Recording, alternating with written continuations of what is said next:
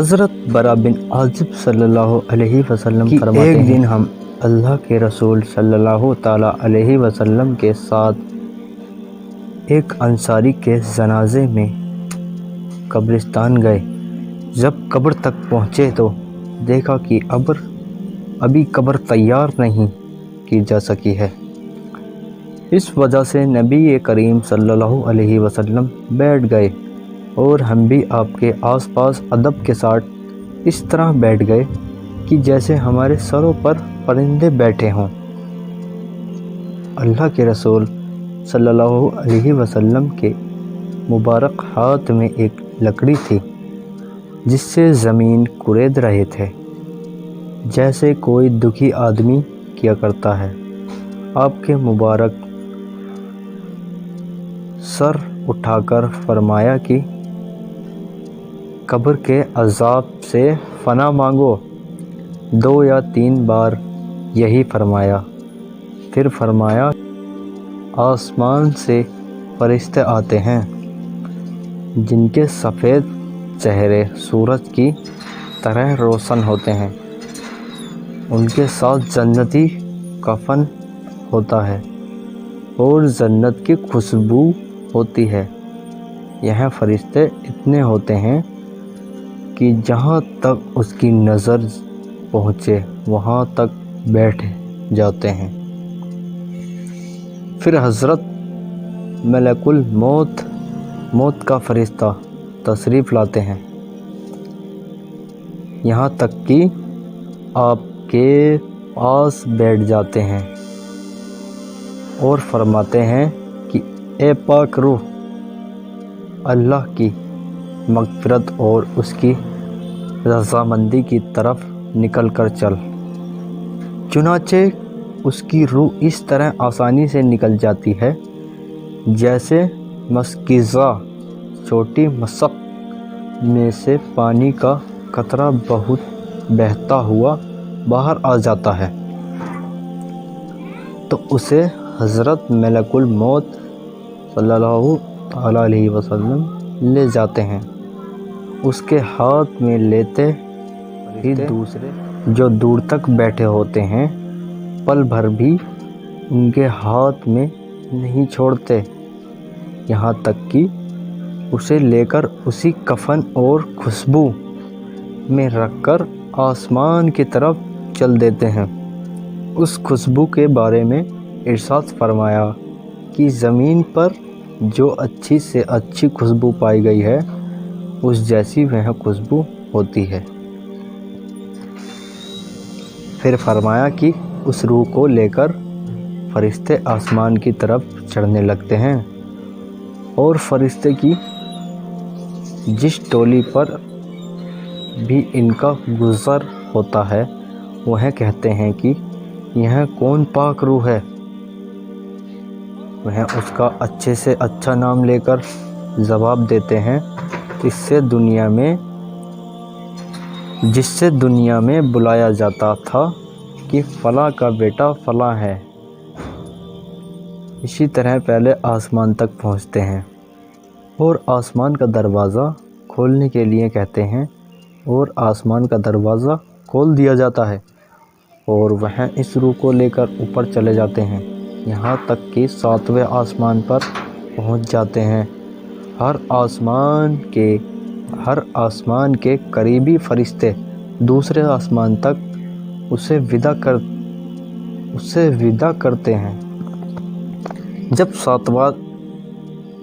7ویں آسمان تک پہنچ جاتے ہیں تو اللہ تعالیٰ فرماتا ہے کہ میرے بندے کو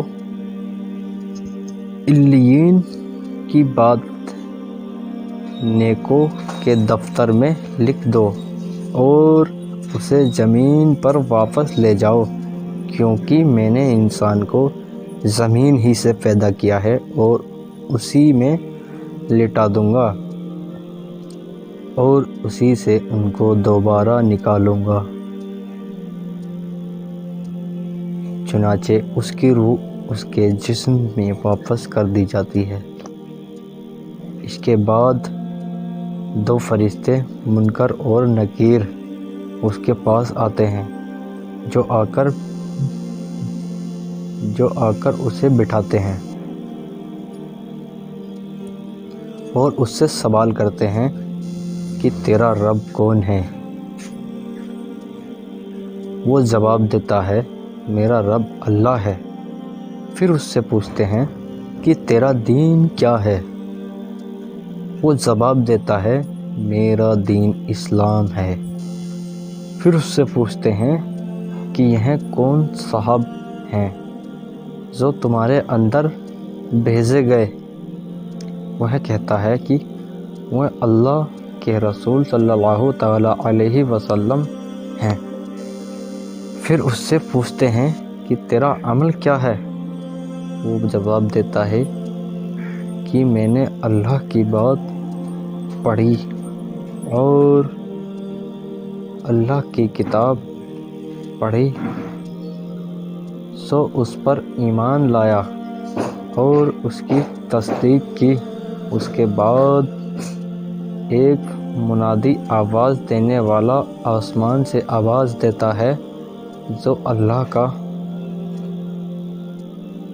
منادی ہے کہ میرے بندے نے سچ کہا ہے،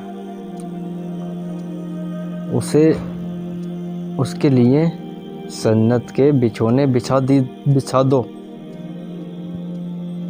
کہ اس کے لیے جنت کے بچھونے بچھا دو اور اس کو جنت کے کپڑے پہنا دو اور اس کے لیے جنت کی طرف دروازہ کھول دو۔ چنانچہ جنت کا دروازہ کھول دیا جاتا ہے، جس کے ذریعے جنت کا آرام اور خوشبو بھیتر آتی رہتی ہے، اور اس کی قبر اتنی پھیلا دی جاتی ہے جہاں تک اس کی نظر پہنچے۔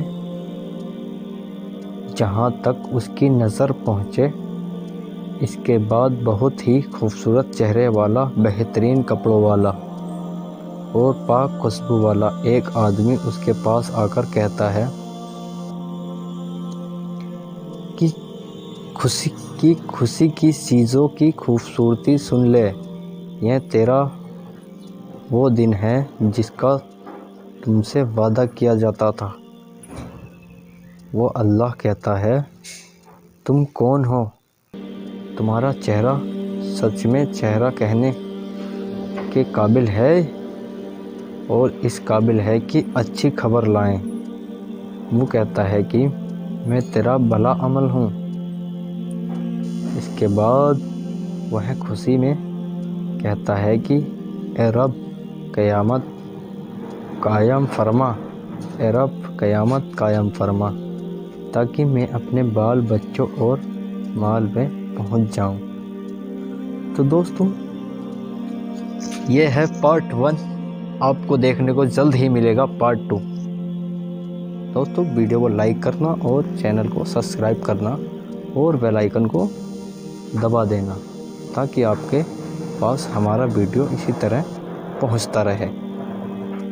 تو چلتے ہیں دوستو، السلام علیکم، ملتے ہیں اگلی ویڈیو میں، خدا حافظ۔